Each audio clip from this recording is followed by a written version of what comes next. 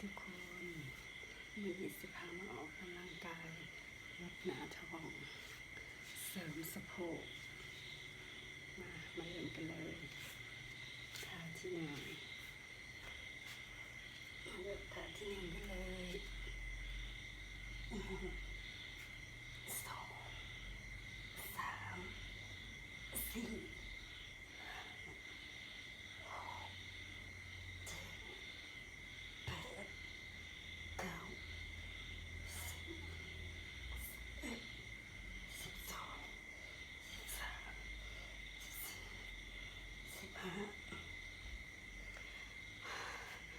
เฮ็ดมื้อหนึ่ง10 หรือ 15 นาทีก็ได้ท่าที่หนึ่งเฮ็ด15 ครั้งมาเริ่มท่าที่สองกันเลยเฮ็ด15 ครั้งคือกันท่าที่สองเนาะเอามือค้ำไปทางหน้าแบบสี่ก็ยกสะโพกขึ้นแล้วก็บิดมาทางซ้าย2 3 4 5 6 7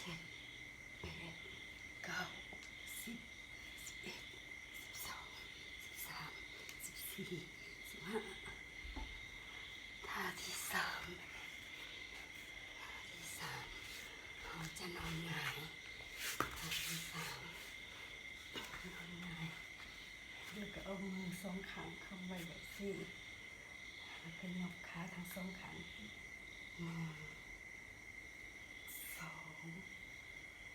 3 4 5 6 7 8กินหน้าท้องไว้9 10 11 12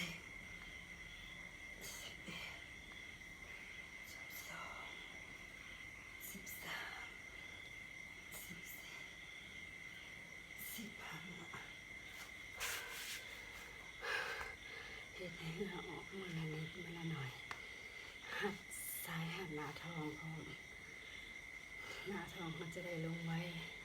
แล้วก็เห็นผลไว้ท่าที่สามเลยเนาะมาท่าที่สี่กันเลยเหมือนนี้ท่าที่สี่เราก็จะก้มไปทางนิ้วโป้งแบบสี่แบบยกขาขึ้นมา2 3 4 5 6 7 8 9 10 11 12 13 14 15เราจะมาท่าที่สี่กันท่าที่สี่เราก็จะนอนหงายอีกแค่หนึ่งนอนหงายแล้วก็เอามือมาทางหน้าแล้วก็ตั้งหัวเข่าทั้งสองข้างขึ้นแล้วก็ยกก้นขึ้น1 2 15 ครั้งคือการ3 4 5 6 7 8 9 10 11 12 13 14 15อันนี้จะเป็นท่าเสริมสะโพกเฮ็ดให้กล้ามก้นเราท่าที่สี่แล้วเราจะมาท่าที่ห้าท่าที่ห้าเราก็จะนอนยืดนอนตรงเลยแต่ว่าเราจะยกขาขึ้นเบื้องละ15 ครั้ง1 2 3 4 5 6 7 8 9 10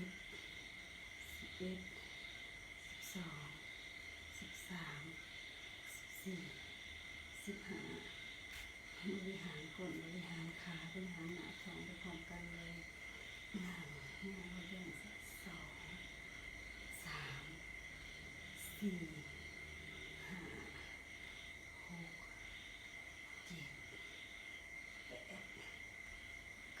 10 11 12 13 14 15 มาทาที่หกกัน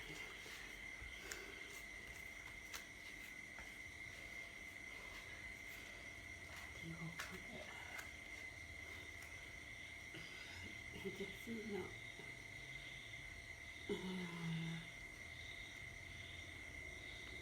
สองส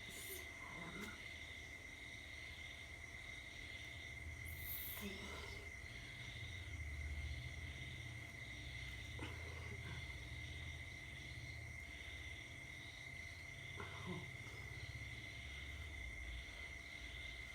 เจ็ด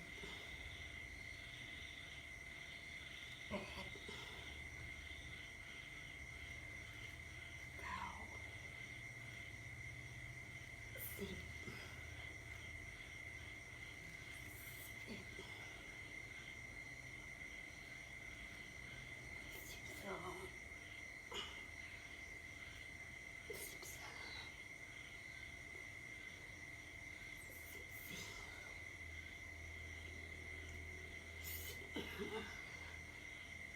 13 ตอนนี้เห็นวันละนิดวันละหน่อยสลายไขมันออกไปห่างกายมาทาที่เจ็ดกันเป็นทาสุดท้ายเนาะวันนี้บ่เห็นลายทาที่เจ็ดเขาก็ตั้งหัวเข่าแบบสี่เอาลงมาวางก็ได้เนาะเราจะทำมีก้นสองสามสี่ห้าหกเจ็ดแปดเก้าสิบท่านี้ก็จะเป็นท่าฟันกล้ามก้นน้ำ13